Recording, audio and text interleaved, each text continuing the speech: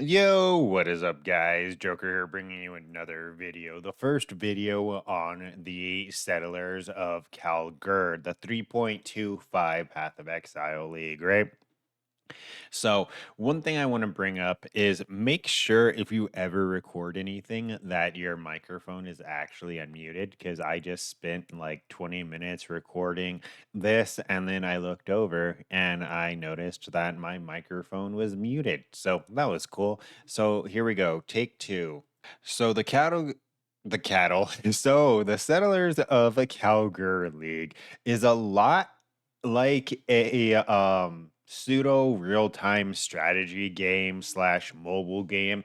You know those games where you go ahead and you send your citizens to go gather resources and make your base bigger. Um, that's essentially what the Settlers of Kalgur is, as well as it brings a huge amount of quality of life to the game. We're gonna have the yeah, I was right.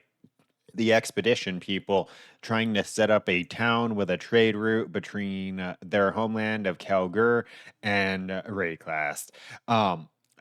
This adds probably the most to Path of Exile in a long time. The patch notes is 30,000 words, and there's only like 1,000 words, if even, of stuff from Ruthless. So it's literally all core game changes. There's a lot changing this league, a lot of quality of life, and like Mark said, a lot of experimental stuff. How this league is essentially going to work is while you are mapping, you're going to find nodes of resources. You're going to have to kill the mobs. And then once you kill the mobs, you're going to be able to queue it up for your Kalgurian minions to go ahead and harvest the resources. They're going to go mine it in real time.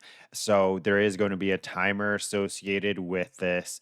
So it's more of a set and forget type thing. The first timer we saw was like 40 minutes, but Mark did say that it is going to go down as you get more and better workers and upgrade your items and stuff like that. So this feels like a league that you're definitely going to want to start during the campaign. That's what I'm going to be doing. That way, by time I get to maps, the time is actually reduced quite significantly, right? This is going to be what your list of workers looks like. Everybody has a cost and a wage. The cost is going to be how much it costs to initially buy them, and the wage is going to be their hourly work wage. I guess it's the only time that I really want to promote like lower the lower the fucking minimum wage, right? Let us pay these motherfuckers like nothing. But as you get to higher quality citizens with higher quality traits that are going to be mining faster and more efficiently, stuff like that, they're obviously going to cost more.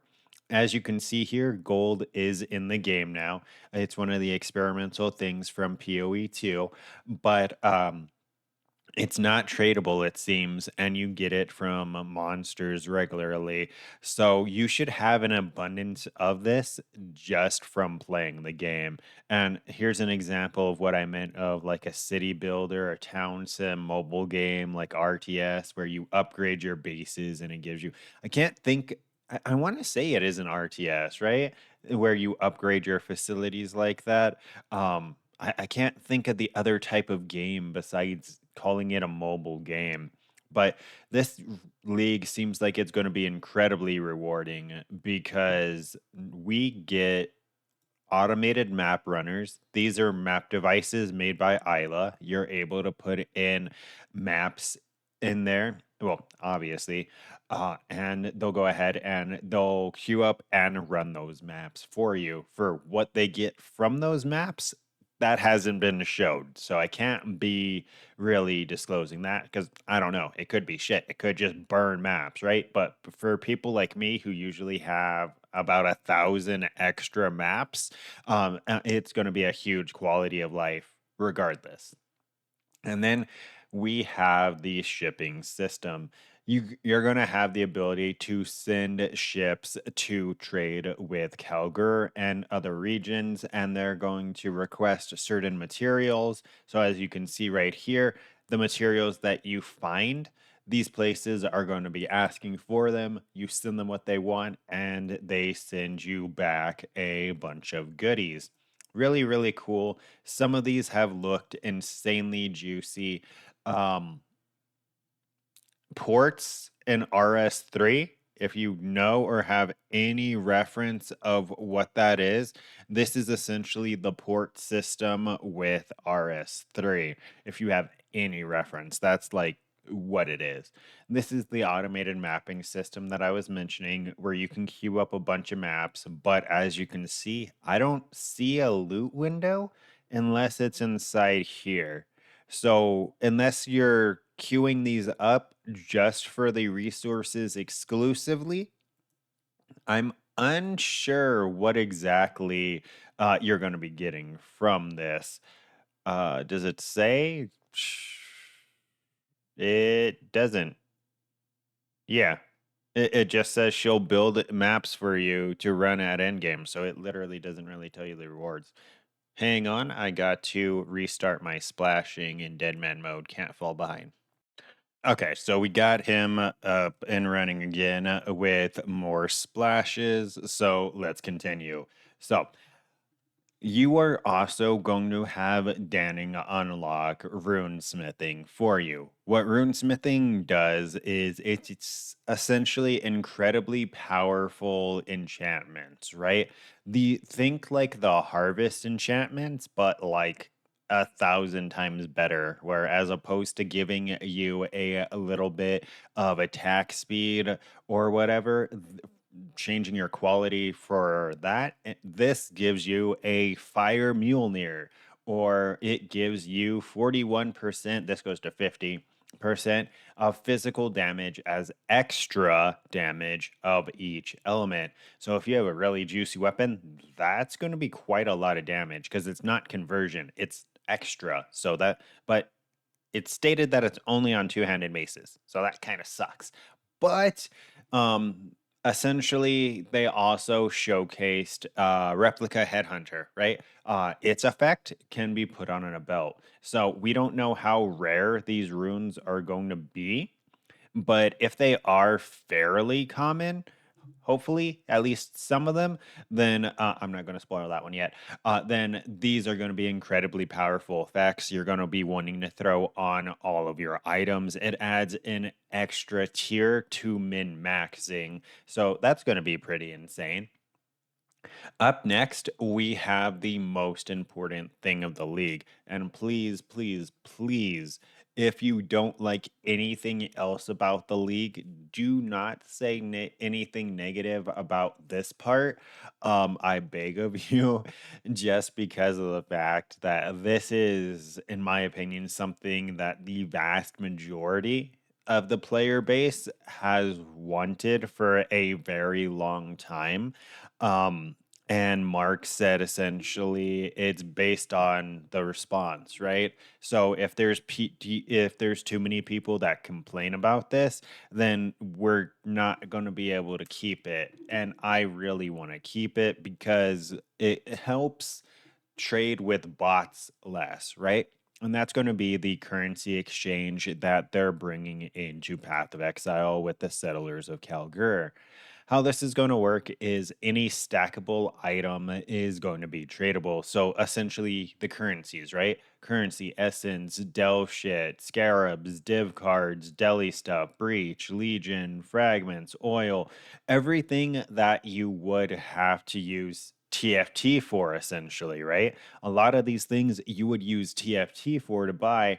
But if we have a auction house that, for the currency, then we can just go here. This is going to be a huge quality of life because every league, well, not every league, but the last couple of leagues have thrown up videos going over how you can make money just flipping currency. You literally no longer have to interact with other people. If you want to, this league, you can literally just play the auction house. Yes, it is going to cost a little bit of gold, but by end game, I feel like you're going to have enough gold that if you want to just sit here and flip items to get some currency for a while to help you afford your in game items, you're going to be able to. This is going to help you move into late game significantly easier. When you get out of mapping, you can go ahead and swap your alterations, your chromatics, your jewelers, your fusings. You can swap all your bubblegum currency for chaos and divines to buy those big upgrades that you need for your build. Items that are crafted are not traded on this, so you will still have to interact with players for that, obviously. GGG pretty much said that they're never putting that up, and that makes sense. I agree that items like that would be a little overkill, but this is perfect in my opinion. This is something really good. Mark went ahead and said that it is going to work a lot like like a regular like a stock exchange, right? If you've ever played with it the played with don't play with the stock exchange. um if you've ever played with any kind of exchange like in RuneScape or any other MMO, everyone has like an auction house, right? This seems to have that same concept for a frame of reference. So you're going to be able to do things like buy low, sell high. So like referencing the flipping that I was mentioning, this is probably my favorite reveal of the league so far, just because it's something that I've wanted for such a long time. It's always been such a pain in the ass where if I want to craft an item, I have to go trade 37 people to get enough essence, right? Or if I need fossils, if I run out of scarabs, like this, it seems like it is going to be incredibly useful. They're also adding another gamba, like if you play Last Epoch, their gamble system for the gear. This seems almost identical to that, right? So think of something like that, where the rarity of these items is going to be random. But Mark also did say that these are going to have better affixes. So I have a feeling it's going to be more of like the higher tier affixes. Think like T4, T3 and up, right? Because that's the items they showcased you grabbing from there too, is things that had those higher affixes. Then we have a ward loop item, in my opinion, which is rather interesting. We have a trigger socketed elemental skill on block on every 2.5 seconds, right? So the thing, I'm sorry, 2.5 seconds. That'd be terrible. No, it's 0.25 seconds, and your block chance is lucky. So even though this item itself does reduce your maximum block chance, the fact that it has lucky block helps balance it out. I believe it's somewhere around the mid to high 80s, right? The original block cap is 75%. So minus 10 would bring us down to 65. But plus lucky would be like a pseudo 50% boost, right? So this would be about 80%, 85% of the time you would still be blocking. So this socketed elemental spell would still be triggering fairly often. On top of that, you could still technically pair this with things like Mjolnir or a cost breeze in your main hand and just have double cock. a, co- a cock in each hand if you would. I'm sorry, I'm 12. Um And they also went ahead and they added retaliation skills, right? Some block abilities. And the damage effectiveness on these is kind of fucking nutty, especially since wait, they process as attacks. So they'd get damage from your main weapon. Well, at least this one would get damage from your main weapon. This one has questionable scaling. And then this just seems incredibly strong because it's a spell. So this is probably the skill that you're going to be procking with this ward loop, right? But they did change Gladiator, so you're no longer able to get that 90%, 100% block chance. But the changes to Gladiator are pretty good. They kept the important stuff. They kept our bleed explode. They gave us aggravated bleeding, which is bleeding while moving essentially. So that's really cool. Sorry about that. They gave us 100% more damage for free by just staying in melee distance of an enemy. So that's really dope. And then they gave us some more block nodes, right? And then a thing for retaliation skills. This is why in my recent poll, I said, hey, Bleed Gladiator or Elemental Warden. Let's showcase the Warden. So the Warden is similar to the Warden from not Affliction. Fuck, what was it called? Was it Affliction? Oh god, why can't I remember this league name? Whatever fucking league had Sacred Wisp. Why can't I remember what it was called? Oh my god. Was it Affliction? Hold up, it's gonna bug the shit out of me. It was Affliction. I'm just fucking stupid. Okay. So they got rid of the Raider and they replaced it with a Warden, which made sense. On my bingo card, I said that there was going to be Gladiator and Raider changes because they were just underplayed. They weren't at a power level where they were playable. And with a melee based league, those were two of the main classes that came to mind. So let's take a look. We have Bark Skin. We have like damage mitigation, right? I don't Okay, these are kind of cool, but the rest is where the new Raider really shines. You can have tinctures, which, if you remember from Affliction, were incredibly strong. You can have up until two tinctures, and originally, tinctures only affect melee weapons, but this allows it to affect range weapons as well. So there is going to be a lot of strong builds based around the Warden, just because tinctures are incredibly powerful. They have been significantly nerfed, but still on base, they are incredibly powerful. So we have the tincture stuff over here. And then over here is more of the stuff that I was interested in and why I wanted to go Elemental Warden. So up first, we have 50 layers of shock, adding 100% increased elemental damage. We have enemies remain frozen for at least 2 seconds. So when you freeze an enemy, it's frozen for at least 2 seconds.